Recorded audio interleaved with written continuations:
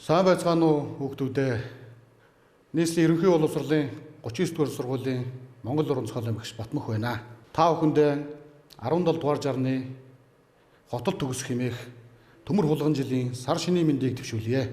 За, хичээлээ эхлэхээс өмнө хичээлийн хэрэглэлээ бэлдээрэй хүүхдүүдээ. Дэвтэр үзгээ бэлдээрэй. Өнөөдрийн хичээлээр Монгол наадгай тоглоом гэсэн сэдвийн хүрээнд хүүхдүүд та нартайгаа ярилцсанаа.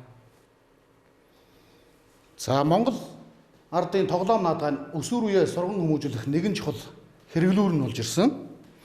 За, тэгээд Монгол наадгай тоглоомудаас төрлөөс дурдах юм бол үгээр тоглох, хуруугараар наадах, хөдөлгөөн тоглоом, чулуугаар тоглох, хөлөгт тоглоом, ээдрээ таялах наадгай, эвлүүлэх тоглоом, шагайн тоглоом, онсон тоглоом, мөсөн дээрх наадгай гэх мэт маш олон төрлийн 3000 гаруй тоглоомоор тоглож ирсэн байна.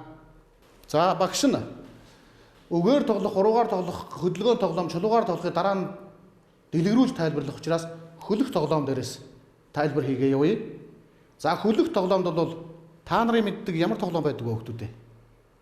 За, хөлөх тоглоомд бидний сайн мэдих даам, шатар, за гэх зэрэг бидний мэдэхгүй үүчүүр, буг, зэндэмэн дахил гих мэт тоглоомод олон төрлийн тоглоомод бас байдаг юм байлээ. За, ээдрээ таялах тоглоом. За, ээдрээ таялах тоглоомд бөгж нийлүүлэх, хонин холбоо, чөдөр зангидах гэх мэт ийм тоглоомод орж байгаа. За, тэгвэл эвлүүлэх тоглоомд. За, эвлүүлэх тоглоомд бол ив долоо гэдэг энэ тоглоом. За, долоодой гэх мэт тоглоомод орж байгаа юм. Бид нэр энэ тоглоомыг долоодой гэж нэрлэдэг байдаг. Тэгвэл долоодой ив долоо хоёр маань ямар ялгаатай юм бэ гэхээр долоодой тоглоомын хувьд дүрсэн өөр өөрөөр хэлэх юм бол 3 дөрвөлжин 2 гонцгой 2 гурвалжин дүрснээс үүддэг. Ив долоо тоглоом бол 5 гурвалжин 1 дөрвөлжин 1 параллел грамм дүрсээс бүрдэж байгаа. За, шагайн тоглоом. За, монголчууд бол маш эртнээс шагай тоглоом, шагай наадгаагаар наадаж ирсэн ард түмэн. За, тэгвэл шагай бидний шагаагаар тоглодог хамгийн сайн мэдих тоглоомууд бол шагай шүүрэх. За, энэ хөөгийг дээш нь шидээд шагаагаанаас дасалж аваад бусад шагаагаа хүндэхгүйгээр ингээд шүүрдэг шагайн тоглоом. За, мөн бөхцөг няслах буюу шагай няслах, морь уралдуулах, дөрвөн бэрх хаях. За, гих мэтчилэн цаашаа 80 гаруй тоглоом төрлийн шагайн тоглоом байдаг байх нэ. За, үүний дараа онсон тоглоом. За, онсон тоглоомд ямар тоглоомод ордог вэ гэхээр эдгээр тоглоом. Онсон тоглоомын онцлог бол хүүхдийн оюун ухааныг тэлхээс гадна эрүүл мэндэд нь маш тустай. Дандаа энэ модоор хийгдсэн байдаг. За, тэгээд тоглох явцад хүүхдийн энэ хурууны бөлчийн шөрөмсийг чангаруулж ингэж өгч өгдөгөр онцлогтой. Ийм учраас монголчууд онсон тоглоомыг бол маш их тоглож хэрэглэдэг. Онсон тоглоомороо дэлхийд монгол үндэстэн нилээд дээгүүрт орж явдаг юм байлээ. За, ингээд дараагийн тоглоом бол мөсөн дээрх наадам. За, мөсөн дээрх наадам яадаг вэ гэхээр энэ мөсөн дээр шагаа хараадаг энэ тоглоом. За, ингээд ийм олон төрлийн 3000 гаруй тоглоом хэрэгжилж ирсэн ард түмэн гэж багш нь хэлсэн. За, эдгээр дотроос үгээр тоглох тоглоомын тухай тайлбарлаж ярья. Аман наадам буюу үгээр тоглох тоглоом нь хүүхдийн хэл яриаг хөгжүүлэхээс гадна цэцэн цэлмэг, үгийн утгад нэвтрэх ийм болгоход бол их үр дүнтэй юм тоглоом. Хүүхдийг хэлд сайн орсон цагаас нь хэсвэлээд зугаа үг, түргэн хэллэг, ансиг таалгах гэх зэргээр хөгжүүлж ирсэн. За тэгвэл ухаан сууж учир зүйг ойлгох үеэс нь дунд хуруу болох, сүмбэр уул босгох, цэц улаалдах, дайралцаа үг, ёс хилэлцэх гэх мэт тоглоомудаар бол хөгжүүлж ирсэн байна. За ам наадмыг зорилгын хувьд ухаан задлах, хэл яриаг хөгжүүлэх гэж ангилж үзэж болно. За ухаан задлах тоглоомд хошин бодлого таавар, асуулт хариулт, онцог, ертөнцийн 3, зүйрцсэн үг, хуруу олох, дайралцаа үг зэрэг юм багтааж. За тэгвэл хэл яриа хөгжүүлэх тоглоомд хул тоолох, ёс хилэлцэх, зугаа үг хилэлцэх, хэл зүгшрүүлэх үг хэлэх, жороо үг хэлэх гэх мэт байдлаар хөгжүүлж иржээ. За ам наадмын нэг хэлбэр болох дайралцаа үгийн талаар одоо багш нь та бүхэндээ танилцуулах гэж байна. Дайралцааныг бол манай хүүхдүүд ихэнх нь мэднэ. За аялгуулуулаад үгийн цэцээ булаалдаад ингэж тоглодог юм тоглоом. Зээ хүмүн үнэхээр тийм үдэ дайралцуул дайралцъя, дайлан хөөргөө тавилцъя, хилэлцүүл хилэлцъя, хит хутгаа тавилцъя гэх мэтээр аялгуулууландуулаад одоо цэцмэргэнэ булаалддаг энэ тоглоом. За энэ дайралцаа үг тоглоомыг хэрхэн яаж тоглодог байсан талаар харуулах зорилгоор багш нэг бичлэг үзүүлье. За үгээр тоглох тоглоомын нэг хэлбэр болох дайралцаа үг. Дайралцаа үг нь эртний уламжлалтай. Эрт үеэс хүмүүс минь тус нутаг усаа мэдлцэх харилцан ярианаас зарга үүсгэд нэг нь нөгөөгөө уран үгээр давах гэсэн харилцаанаас дайралцаа үүссэн гэж үздэг юм байна.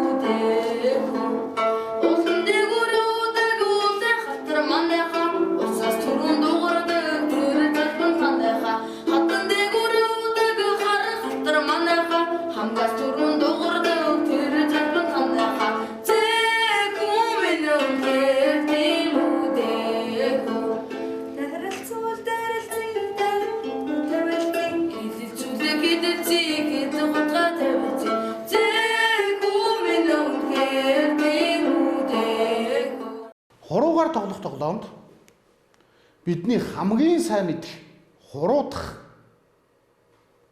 таалцах, хаашчлууд аав гэх мэт тоглоомод байна. За тэгвэл өөр дунд хуруу олох, сүмбэр уул, дэмбэдэх гэх мэт мөн хуруугаар тоглох тоглоомод байдаг. За энэ дотор сүмбэр уул олох гэж ямар тоглоом байдаг вэ гэхээр хүүхдүүд хоёр жигчийн хуруугаа дээрээс нь давхарлууд тавиад дунд хуруу ядам хуруу хоёрыг оруулж ирээд за ингээд эрхий долоовор хуруунуудыг нийлүүлээд цэцмэргэнэ булаалддаг. Энэ тоглоомыг бол сүмбэр уул гэж нэрлэдэг. За тэгвэл дунд хуруу олох гэж ямар байдлаар тоглодог юм бэ гэхээр зүүн гарынхаа 5 хуруугаар баруун гарынхаа 5 хурууны өндгийг атгаад энэ дотроос дунд хурууныхаа өндгийг олуулна. Тэгээд дунд хурууны өндөг олж байгаа тохиолдолд олоогүй ч байсан одоо тэр хуруун дээрээ тавьж нөгөө хүүхэд маань ингэж хуруугаа тавьчаад цэцээ булаална. За ийм тоглоом байдаг. За тэгвэл дэмбэдэх. За дэмбэдэхийг манай хүүхдүүд зарим нь мэднэ. За зарим нь сонсч байсан. Гэвч одоо хэрхэн яаж тоглодог талаар нь бол бас үзүүлэх зорилгоор бичлэг харуулъя.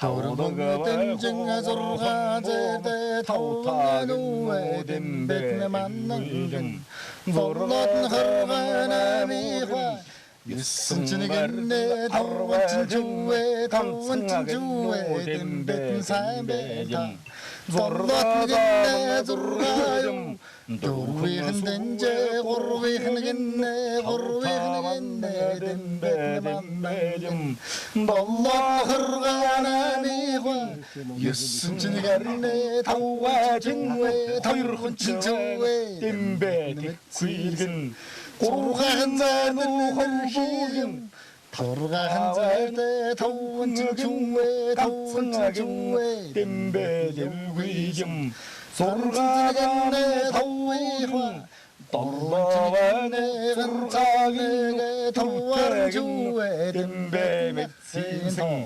Sorğanı tavviha Dalla horca tansıra huri Arvagin dembedim Torğanı hırgı tavviha Zorga'da tarvacın arvacın dembedim Zorga'da deşeba Tavrihgenne tamsıvan çuve За Дембэг хүүхдүүд маань харсан. За тэгвэл одоо багш нь хуруун дээр өөрийнхөө хуруун дээр тайлбарлаж өгье.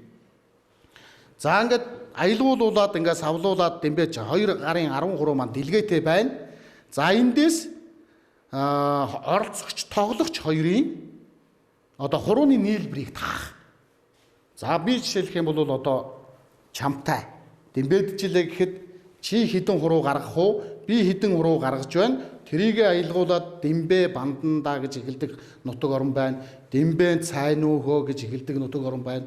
Дембэ мэдхүүдэ гэж эхэлдэг нутаг орон. Янз бүрээр. За тэгээд Дембэ бандандаа таваараа таагаад гэх юм бол би 3 хуруу гаргачихсан. Чи 2 хуруу гаргацсан байгаа тохиолдолд би энэ 5 хурууны нийлбэрийг таачихжээ. За бидний сайн мэддэг тоглоомын нэг таалцахтай адилхан. За ингээд аялгуулуулаад за гэтэл энэ савлж байгаа тоглолт 5 хурууныхаа эрхий урууг нь бол дарж болохгүй. Заавал ийм босгоо байлгана. За атгаж бооногоо хоосон баринаач гэж зарим нь хэлдэг. Тэгж байгаа тохиолдолд эрхий урууга заавал энэ 4 хурууныхаа гадна талд байлгана. Хэрвээ дотор талд нь ингэж атгаад юм уу? Доош нь энэ эрхий урууга дарсан тохиолдолд шууд ялгаднаа, буултаа өгсөн гэсэн. За энэ гар ямар учиртай юм бэ гэж. За тэгвэл энэ гар ямар учиртай вэ гэхээр би чиний хурууны нийлбэрийг 1 удаа таах юм бол энийгээ дарж байна эрх уруу. 2 удаа таалаа, 2 дахь дарлаа. 3 удаа таалаа, 3 дахь дарлаа. 4 удаа таалаад 4 дахь дараад цацах гэж нэрлэдэг байгаа юм. За энэ нутаг нутгийн онцлогоос хамраад Дембэ цаахан чинь гэж хэлнэ.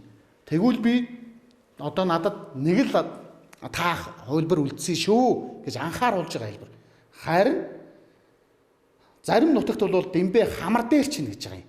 За би одоо ялахад тун ойртоо төрлөө шүү гэсэн санааг агуулж байгаамаа.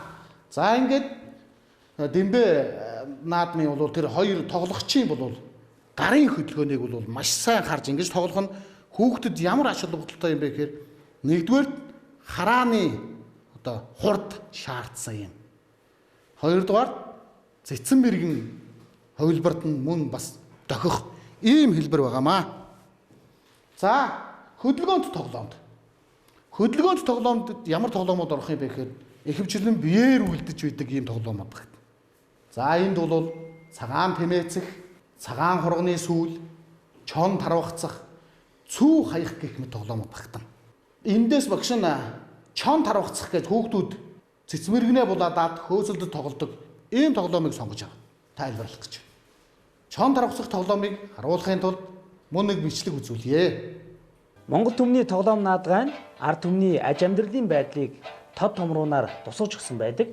Тийм ч учраас ямар нэгэн орон байр, тоног хэрэгсэл шаардахгүйгээр одоо зохицон тоглох боломжтой. Ялангуяа нүүдэлчин бидэнд одоо маш их зохицсон ийм тоглоом наадгаанууд байдаг юм аа. Чонгой тамиг.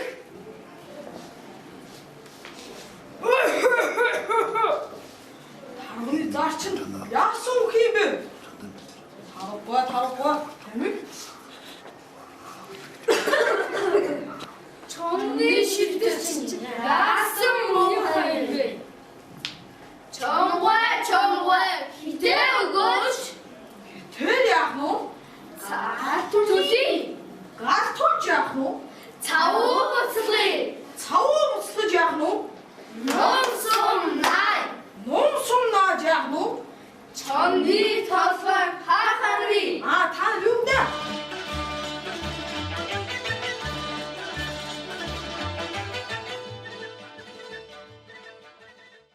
За ардын уламжлалт тоглоом наадгыг түгээн дэлгэрүүлж үндэсний өв соёлоо хадгалж хамгаалъя гэж уриалж байна. Одоо бид нар маш олон ардын уламжлалт үндэсний тоглоомоор тоглохоо болоод хэрэглэхээ байж иржээ. За энэ ардын уламжлалт тоглоомтроос багш нь буур, ботго, цагаан тэмээчлэх гэдэг энэ ямар одоо тоглоом байсан бэ гэдэг талаар тайлбар хий. Инг ботгонуудаа дагуулan явах үед буур ирж ноос гуйна ингэнээс. За тэгвэл эхний удаад ноос өгөөд явуулна. Дараагийн удаа өгдөггүй. Буур уурлаад тэгвэл би отхон ботгыг чинь авандаа гэн. За буурнаас отхон ботгоо хамгаалаад буурыг зайлуулахыг ирмэлзэн хоёр гараа алдлан займчна. Хүүхдүүд тоглоно шүү дээ, тийм ээ? Хүүхдүүд тоглоно. За займчхад үүний аясаар цувралдан араас нь бол одоо цувралдан зогсож байгаа ботгонууд цуваагаа алдахгүй ингэний хөдөлгөөний аясаар займчна. Буур отхон ботхыг бариул дараагийн альч ботхыг барих учраас дундх ботгонууд ч гэсэн отхон ботгоо бариулахгүй тулд хичээж тоглодог ийм тоглоом байна. За үүний дараа бөгж нийлүүлэх. За өнөөдрийн багш түрүүний харуулсан энэ бөгж нийлүүлэх гэдэг тоглоом. Монголчууд эртнээс бэр болох хүнийхээ оюун ухааныг бөгж нийлүүлэх тоглоомоор шинждэг байсан. За бөгж нийлүүлэх гэж бол энэ тоглоом. За энэ хоёр шааг нэг утсанд нь оруулж нийлүүлэхийг бол бөгж нийлүүлэх гэдэг.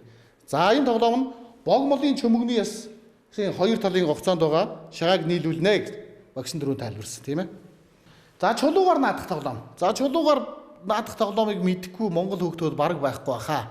Монголчууд бол одоо маш эртнээс хүүхдүүдэд одоо ингэж чулуугаар тоглуулд, наадуулж ингэж ирсэн ард түмэн. За энэ дотор бол одоо гүүс хаах, чулуугаар гэр барих, туулаа өсрөх гэх зэрэг тоглоомууд бол багтж байгаа юм.